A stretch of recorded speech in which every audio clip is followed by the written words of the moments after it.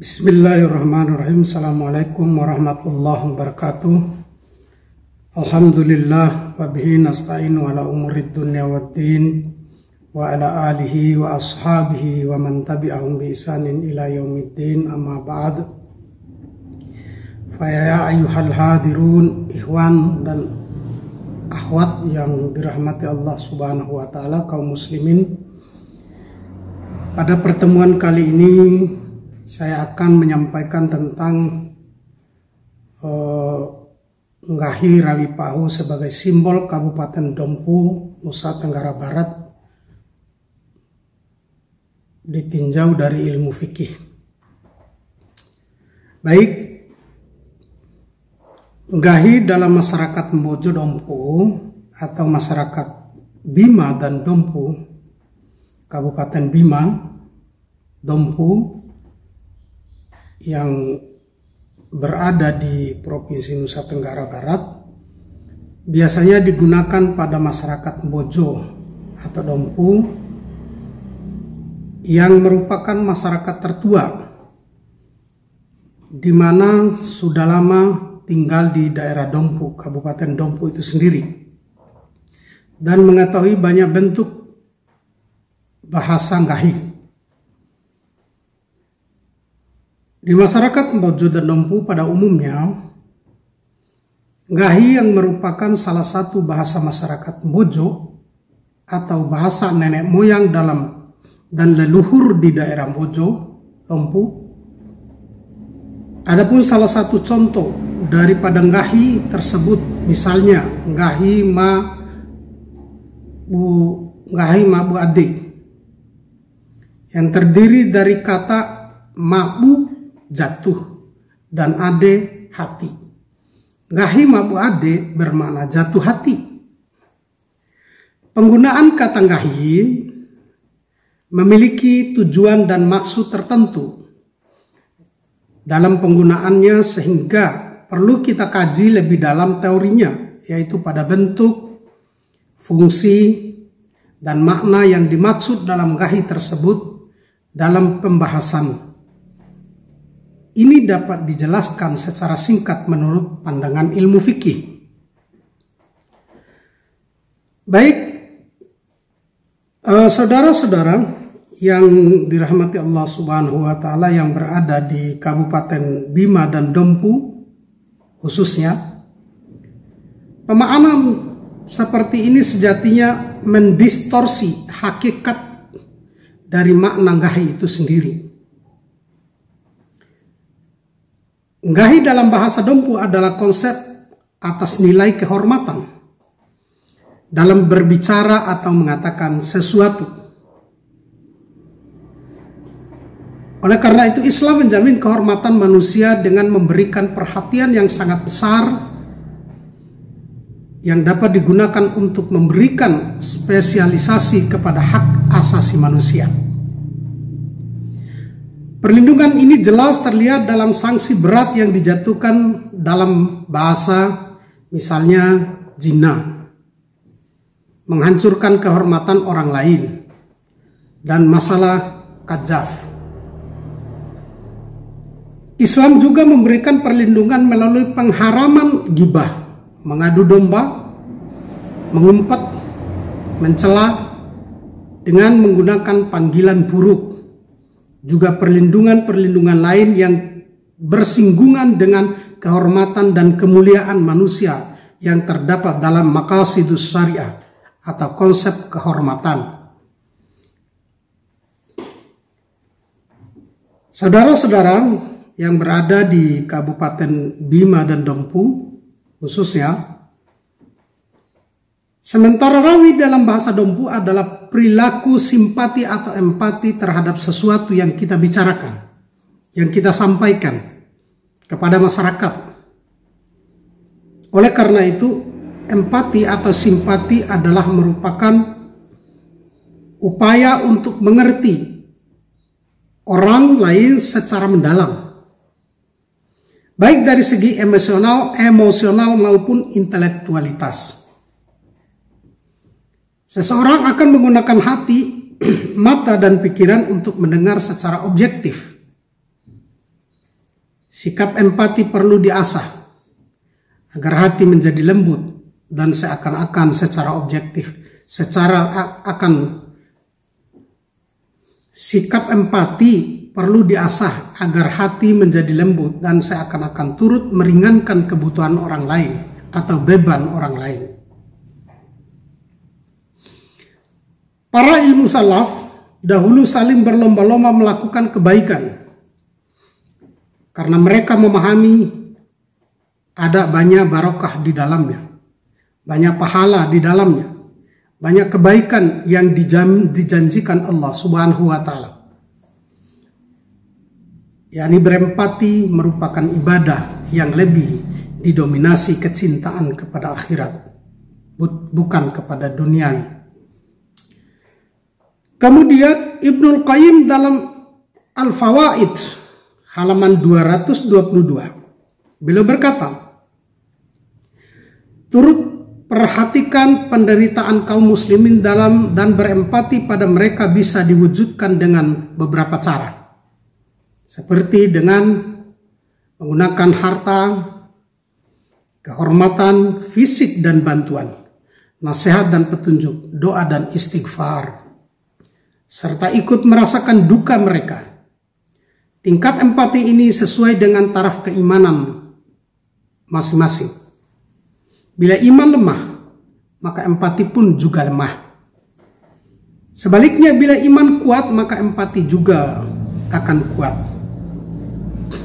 Sebagaimana Rasulullah SAW bersabda, manusia yang paling berempati kepada sahabat-sahabat beliau melalui sebuah bentuk tersebut di atas.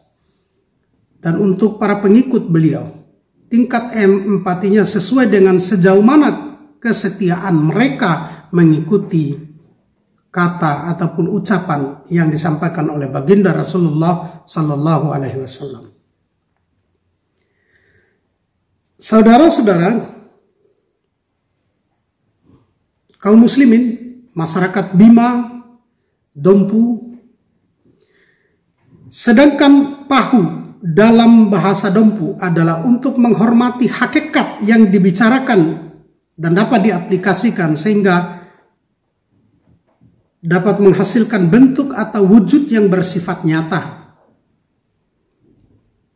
Perilaku pahu ini akan datang pada suatu zaman di mana mereka tidak menghormati ulama, ilmuwan maupun orang tua, kecuali karena bajunya yang bagus. Mereka tidak mendengarkan Al-Quran kecuali dengan suara yang bagus. Mereka tidak menyembah Allah kecuali pada bulan Ramadan saja. Tidak ada lagi rasa malu pada wanita mereka. Mereka tidak puas dengan bagian yang sedikit. Mereka tidak puas dengan kekayaan yang melimpah.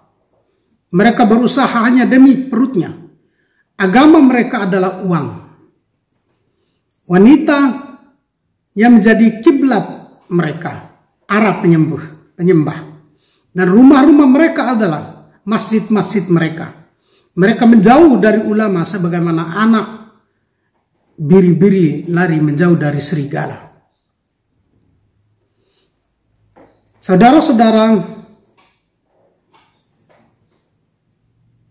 yang berada di Kabupaten Bima, Dompu khususnya. Namun dalam konteks kekinian, makna tersebut kemudian bergeser ke arah yang cenderung negatif. Makna gahi kemudian dimaknai hanya sebatas bilang atau mengatakan pada sesuatu itu sendiri.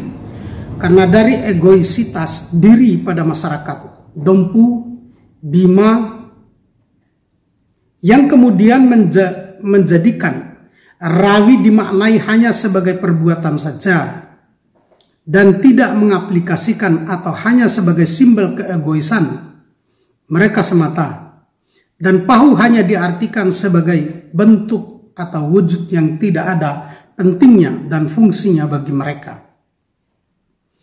Saudara-saudara yang dimuliakan Allah Subhanahu wa Ta'ala,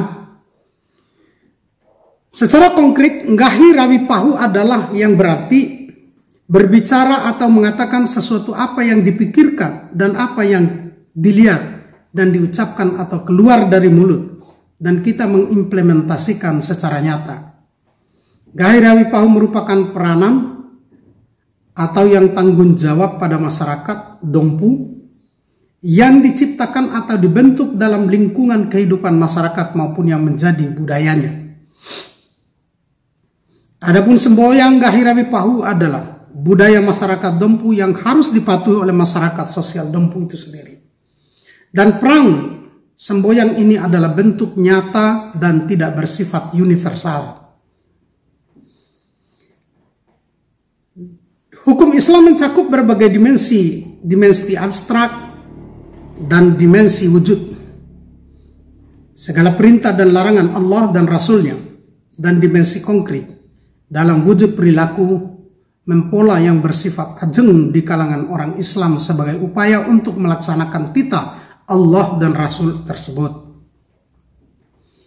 Lebih konkret lagi, dalam wujud perilaku manusia amalia atau amalia, baik individual maupun kolektif, hukum Islam juga mencakup substansi yang terintegralisasi dalam berbagai pranata sosial. Hukum Islam perspektif bertujuan menggali norma-norma hukum dalam tataran dasolen, yakni norma-norma yang dipandang ideal untuk dapat mengatur tingkah laku manusia dan menata kehidupan masyarakat yang lebih baik di masa yang akan datang.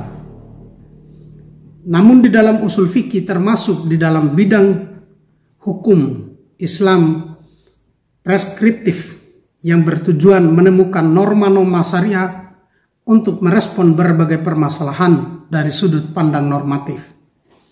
Oleh karena itu kaum muslimin yang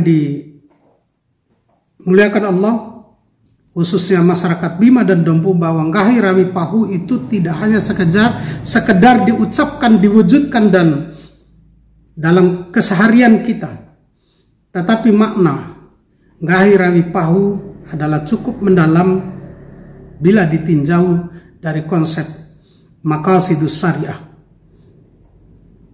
karena di dalamnya terdapat ada kehormatan, ada akal, dan ada keluarga yang harus dilindungi oleh segenap masyarakat Dompu khususnya, dimanapun Anda berada. Barangkali pertemuan atau penjelasan tentang Gairawi Pahu yang sangat singkat ini, saya yakin dan percaya saudara-saudara belum puas. Jika belum puas, kita akan bisa membahas lebih dalam lagi di masa yang akan datang.